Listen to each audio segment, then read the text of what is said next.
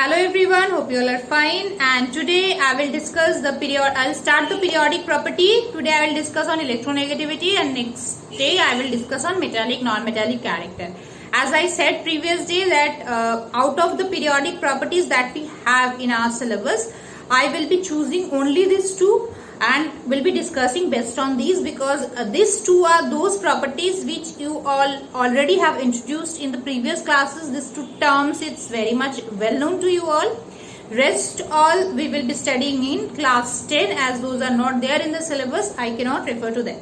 Then also, just to give a brief introduction to the periodic property term. It's a term, periodic property, which is used to refer those properties which repeats at a certain interval in a modern periodic table.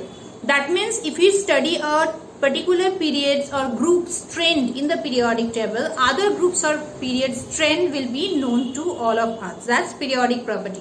Periodic means repeating, something which is repeated. In our school we have 8 periods of 40 minutes each, and at the end we have 35 minutes each. That means we are calling it first period, second period, third period, and so on.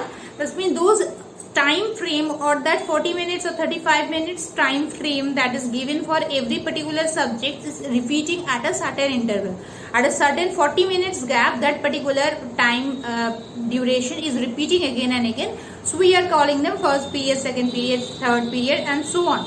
Similarly, in physics also you have heard about periodic motions, pendulum motion, I guess periodic motion you have done numerical on that also. So that is a repeating. Similarly, here in chemistry as well, certain properties which repeat at a certain interval. As for example, if we give a very simplest term, that is metallic character, lithium, beryllium, boron. In this way, if you keep on moving to the gradually from left to right in a modern periodic table, and then again you come back to the left of the periodic table, you come to sodium. Then again, after crossing all the elements and after finishing argon, and again you are coming back to potassium, then we are getting another metal. In this way, at a particular place in a modern periodic table, like lithium, sodium, potassium, rubidium, cesium, francium, they all are showing the metallic character, and we are calling them as a metallic. All elements are repeating, or their metallic property are repeating at a certain interval in the modern periodic table, that is at the beginning of every period. Similarly, at the end of every period, we are getting non-metals like halogens, we know. Then group 15, 16, 17, all these 3 elements and halogen, and at the end noble gases, all of them, that is at the end of every period, they are noble gases. That means properties are repeating. So basically we have 5 periodic properties that we study. First is atomic radius, second is ionization potential, third is electron affinity, fourth is electronegativity, and fifth is metallic non-metallic character, which is there in our class 10 syllabus. To give a brief idea about this term, atomic radius, as we know the definition of the radius. Similarly, here also atomic radius is the distance between the center of the atom, that is the nucleus, to the outermost shell. The distance is atomic radius. Ionization potential or ionization enthalpy and ionization energy.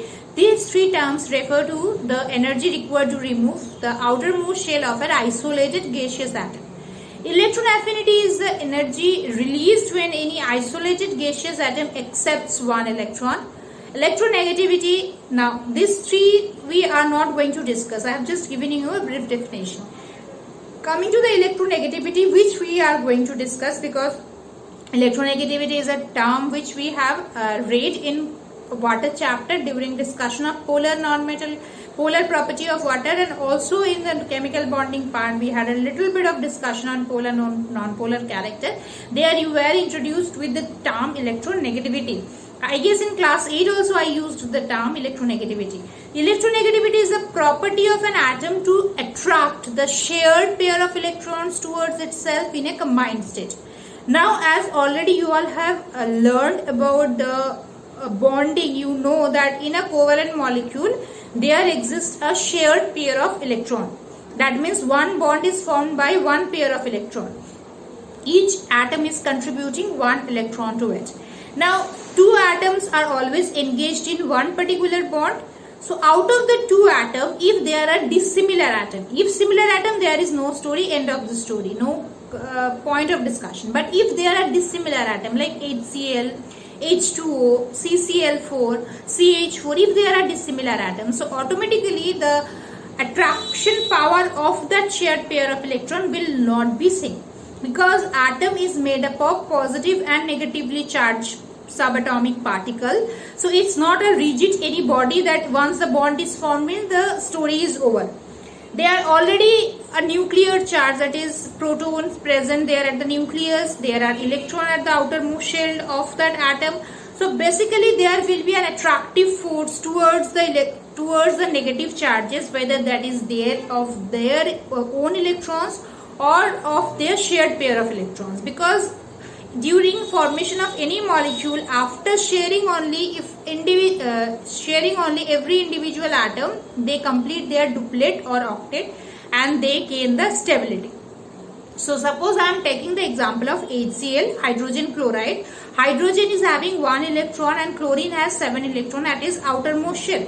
Once the sharing of electron has taken place, that means once the covalent bond is formed, the HCl molecule is now generated. This shared pair of electron, HCl has only one bond made by 2 electrons. The shared pair of electron that exists as a cloud inside the HCl molecule, the hydrogen and chlorine both have the tendency to attract the shared pair of electron towards itself.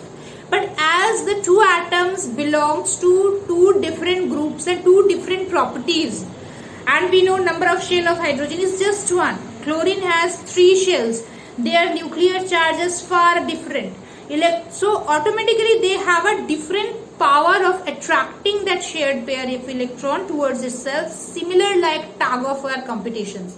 If two different candidates are standing for the tug of war competition, the one will have more power, will be having a strong potential to attract the rope towards him and will be winning. Here also in the electronegativity, the one which has more tendency to accept the electrons will be more powerful to take that cloud towards itself. That is the defining term for the electronegativity, or that is the deciding factor of being more electronegative atom. So here chlorine being more electronegative. Why chlorine is more electronegative? Because chlorine has more tendency to attract the shared pair of electron and to complete its octet and to gain more stability. So chlorine is more electronegative than hydrogen, and obviously the shared pair of electron will get dispersed or will get shifted towards the chlorine little bit more. Or just in reverse case, we can say as it is get little bit dispersed and as the cloud is getting shifted towards the electron more, and the chlorine is gaining a little bit of charge, a delta amount of charge, and it's gaining a partially negative charge, obviously chlorine will be more electronegative. So once again, now to repeat the definition, the chlorine or any atom which has more tendency to attract the shared pair of electron towards itself in a combined state will be electronegativity. While giving the definition of electronegativity, keep it in mind that you have to mention the term in a combined state. Okay, so most electronegative element in the periodic table is fluorine. Electronegativity depends on the atomic radius and on the number of shells. So across a period, as number of shells as remaining same, as we know in one period the number of shells is same, but nuclear charge are increasing, that is atomic radius is increasing, more tendency of the elements to attract the shared pair of electron towards itself, so the more the electronegativity of the atom is. So basically from left to right the electronegativity increases, and that is true for all the periods. That's why it is called the periodic property. Whether you talk about period 2, 3, 1 we are not considering because it has only 2 elements.